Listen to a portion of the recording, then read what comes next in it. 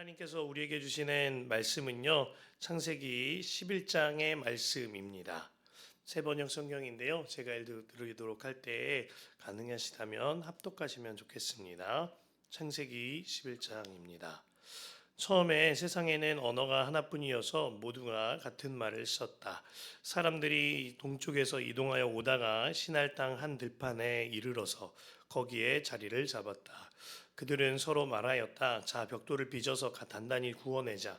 사람들은 돌 대신에 벽돌을 쓰고 흙 대신에 역청을 썼다. 그들은 또 말하였다. 자, 도시를 세우고 그 안에 탑을 쌓고서 탑 꼭대기가 하늘에 닿게 하여 우리의 이름을 날리고 온 땅 위에 흩어지지 않게 하자. 주님께서 사람들이 짓고 있는 도시와 탑을 보려고 내려오셨다. 주님께서 말씀하셨다. 보아라, 만일 사람들이 같은 말을 쓰는 한 백성으로서 이런 일을 하기 시작하였으니 이제 그들은 하고자 하는 것은 무엇이든지 하지 못할 일이 없을 것이다. 자, 우리가 내려가서 그들이 거기에서 하는 말을 뒤섞어서 그들이 서로 알아듣지 못하게 하자. 주님께서 거기에서 그들을 온 땅으로 흩으셨다. 그래서 그들은 도시 세우는 일을 그만두었다. 주님께서 거기에서 온 세상에 말을 뒤섞으셨다고 하여 사람들은 그곳의 이름을 바벨이라고 한다. 주님께서 거기에서 사람들을 온 땅에 흩으셨다. 셈의 족보는 이러하다. 셈은 홍수가 끝난 지 2년 뒤 100살이 되었을 때에 아르박삿을 낳았다. 셈은 아르박삿을 낳은 뒤에 500년을 더 살면서 아들, 딸을 낳았다. 아르박삿은 35살에 셀라를 낳았다. 아르박삿은 셀라를 낳은 뒤에 430년을 더 살면서 아들, 딸을 낳았다. 셀라는 30살에 에벨을 낳았다. 셀라는 에벨을 낳은 뒤에 403년을 더 살면서 아들, 딸을 낳았다. 에벨은 34살에 벨렉을 낳았다. 에벨은 벨렉을 낳은 뒤에 430년을 더 살면서 아들, 딸을 낳았다. 벨렉은 30살에 르우를 낳았다. 벨렉은 르우를 낳은 뒤에 209년을 더 살면서 아들, 딸을 낳았다. 르우는 32살에 스룹을 낳았다. 르우는 스룹을 낳은 뒤에 207년을 더 살면서 아들, 딸을 낳았다. 스룹은 30살에 나홀을 낳았다. 스룹은 나홀을 낳은 뒤에 200년을 더 살면서 아들, 딸을 낳았다. 나홀은 29살에 데라를 낳았다. 나홀은 데라를 낳은 뒤에 119년을 더 살면서 아들, 딸을 낳았다. 데라는 70살에 아브람과 나홀과 하란을 낳았다. 데라의 족보는 이러하다. 데라는 아브람과 나홀과 하란을 낳았다. 하란은 롯을 낳았다. 그러나 하란은 그가 태어난 땅 바빌로니아의 우르에서 아버지보다 먼저 죽었다. 아브람과 나홀이 아내를 맞아들였다. 아브람의 아내의 이름은 사레이고 나홀의 아내의 이름은 밀가이다.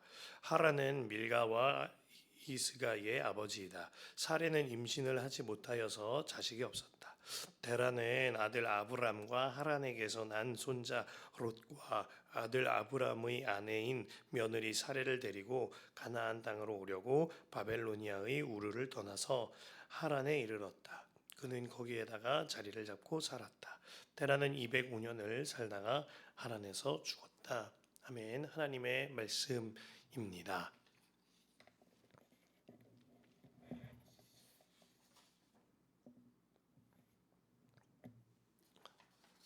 네. 오늘 말씀 창세기 11장 함께 나누도록 할 텐데요. 그 문명과 기술의 발달이 꼭 우리에게 좋은 일일까요? 한번 돌아보면 동전의 양면과 같은 것 같습니다. 팀 켈러 목사님이 코로나 상황 이전에였던 2018년 2월에 우리나라에 번역된 책인데 센터 처치라는 책을 쓰셨습니다.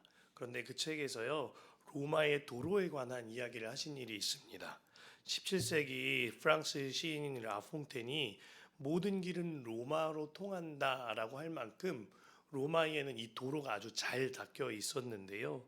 전역을 다스리기 위하여서 수레와 마차와 또 군사들, 기병이 다닐 수 있는 아주 널찍하고 굉장히 과학적인 고속도로 수준의 길을 냈던 것으로 유명합니다. 페르시아나 중국과 비교해도 훨씬 월등한 수준이었거니와 양쪽에는 가로등처럼 횃불을 넣어놓는 것이 있어서 밤마다 밝히 다닐 수 있을 정도의 도로였다고 합니다. 더군다나 양 끝에다가 배수로를 두고 아주 미세하게 도로에 경사를 넣어가지고 물이 빠지게 하여서 비 오는 날에도 충분히 기병들이 왔다 갔다 하고 수레나 마차가 왔다 갔다 할 수 있도록 모든 시설이 완비된 굉장히 놀라운 도로라고 합니다. 아주 정교하게 만들었다 그래요. 하나님께서는 그러면서 틴켈러 목사님이 말씀하시는 것이요. 하나님께서는 인간이 자신을 위하여 이기적이고 교만한 마음으로 만든 그 문명의 발전을 뒤바꾸셔서 하나님의 복음의 통로로 쓰이는 도구로 만드셨다라는 겁니다. 하나님께서는 로마가 군사 통치와 자신들의 자금 조달을 위하여서 만든 그 도로를 뒤바꾸셔서 하나님의 복음이 들어갈 수 있도록 로마 곳곳과 유럽을 넘어서 세계로 하나님의 복음이 뻗쳐 들어갈 수 있는 하나님의 가스펠 로드로 그 길을 사용하셨다라는 거예요. 그러면서 팀 켈러 목사님이 곧 우리에게도 우리 스스로를 위해 발달시켰거니와 여러 윤리적 문제를 야기시키고 있는 IT를 비롯한 여러 가지 현대 기술이 하나님의 복음 전파를 위하여 반드시 쓰일 것이다라는 취지의 글을 쓰셨습니다. 그리고 얼마 가지 않아 코로나가 터졌고요. 복음 전파의 새 길이 열렸죠. 온라인이 그렇습니다. 전에는 잘 사용하지 않던 줌이나 밑과 같은 화상 회의 기능을 우리가 이제 적극적으로 활용하기 시작했고, 이를 통하여서 양육과 훈련, 소그룹 모임들이 많이 발달되게 되었습니다. 뿐만 아니라 유튜브나 OTT 등을 활용하여서 선교의 문이 열리기 시작했고, 한순간에 전 세계 어디든지 주님의 복음이 들어갈 수 있는 길이 열린 것입니다. 그리고 이를 잘 활용하는 교회일수록 그 교회의 교인들이 살아나고 교회가 살아나는 역사가 있었습니다. 저도 딱 그 당시에 섬기던 교회에서 온라인 교회가 처음에 시작이 되었고, 그곳에 함께하게 되면서 한순간에 1,000명, 2,000명 이렇게 사람들의 관심이 쏟아지는 것을 경험했던 기억이 납니다. 이와 달리요, 문명이 재앙이 될 때가 있습니다. 사실 훨씬 더 많은 경우일 텐데요. 구석기 시대의 대량살상 없었죠. 1, 2차 대전을 비롯해 우리나라는 한국전쟁이라는 아픔을 겪은 나라입니다. 지금은 핵전쟁 한번 일어나면 지구가 사라질지도 모른다고 다들 예측합니다. 조선시대에 보이스피싱 없었겠죠? 전화가 생겨나면서 이런 일이 벌어졌습니다. 스마트폰 사용으로 누구나 많은 편리를 얻었습니다만, 그것 아시죠? 아이폰의 개발자였던 스티븐 잡스가 누구나 아이폰이나 아이패드를 가져야 한다라고 주장하였습니다만, 정작 자신의 자녀들에게는 아이패드를 한 번도 준 적이 없다는 이야기가 잘 알려져 있습니다. 그는 아마 스마트 기기의 폐해를 잘 알았던 것 같습니다. 오늘 본문을 보면 문명이 점차 발달해 나가는 것을 볼 수가 있는데요. 3절에 보면 깨서 쓰던 돌 대신에 이제 사람은 빚어 쓰는 돌을 벽돌을 쓰기 시작합니다. 흙을 접착해 붙이기를 대신하여서 이제는 역청을 접착하여 좀 더 견고하게 붙이기 시작합니다. 이로 인하여서요, 나름대로 견고한 건축 양식을 갖춰가고 있었습니다. 그리고 창세기 11장의 문명은 굉장히 고도로 발전한 문명이라고 해석들 합니다. 그 결과 사람들은 교만하여졌습니다. 하나님처럼 되고자 바벨탑을 쌓기 시작하죠. 4절 말씀에 그들은 또 말하였다. 자, 도시를 세우고 그 안에 탑을 쌓고서 탑 꼭대기가 하늘에 닿게 하여 우리의 이름을 날리고 온 땅 위에 흩어지지 않게 하자.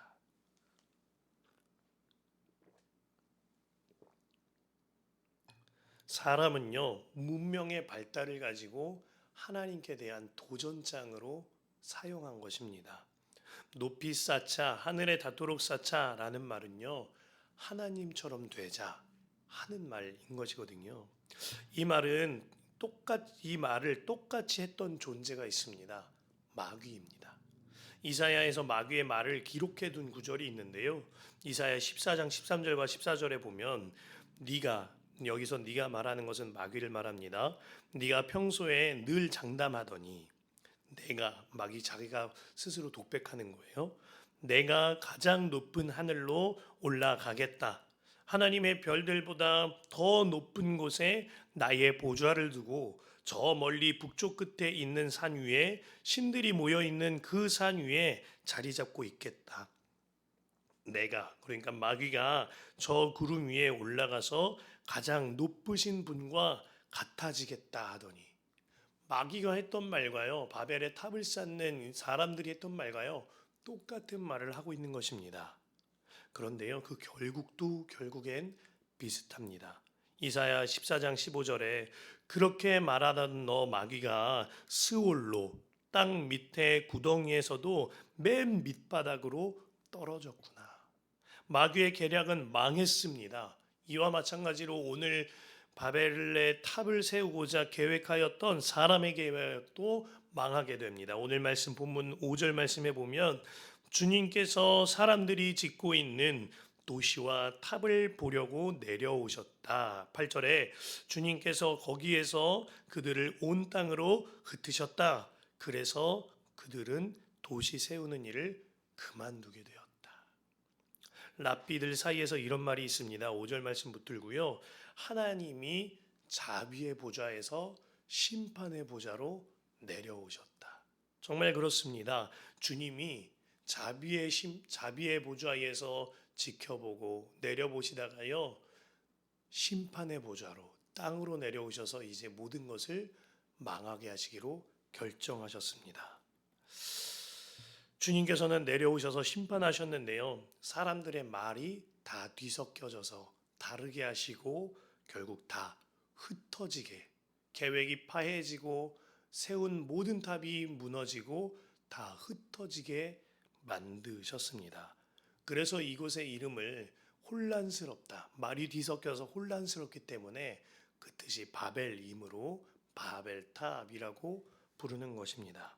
하지만 저는 이 말씀을 보는데요, 하나님께서 내려오셔서 사람들의 말을 섞으셔서 모두 다 흩어지게 하신 이 일이 심판이거니와 또 한 가지는 그 심판이 오히려 사람에게는 은혜라는 마음이 듭니다. 교만한 인간의 오답지를요, 주님께서는 하나님이 뜻하시는 정답지로 바꾸셨기 때문입니다.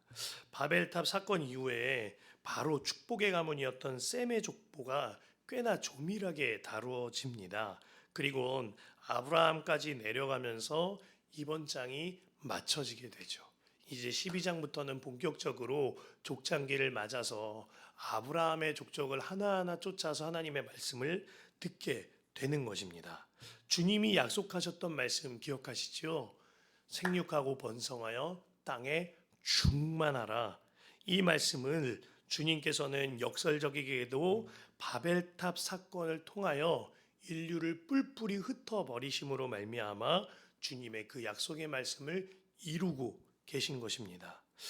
앞서 서두에 말씀드렸죠.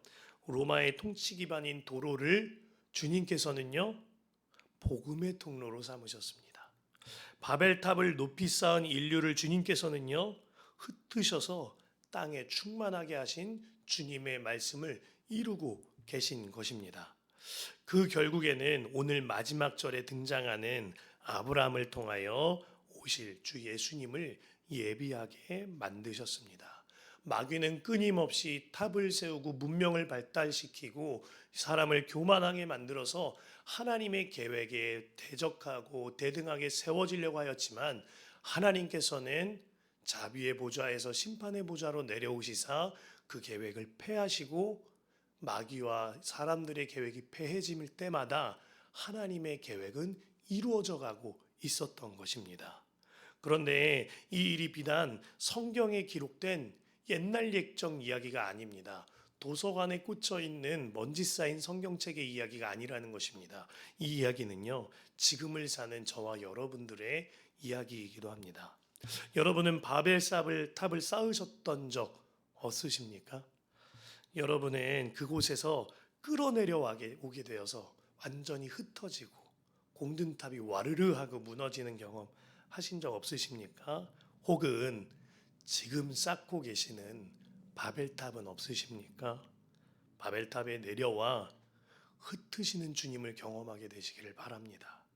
그것이 오히려 복입니다. 저에게 있어서 바벨탑은요, 사역을 이용해서 성공하고 싶은 마음이었습니다.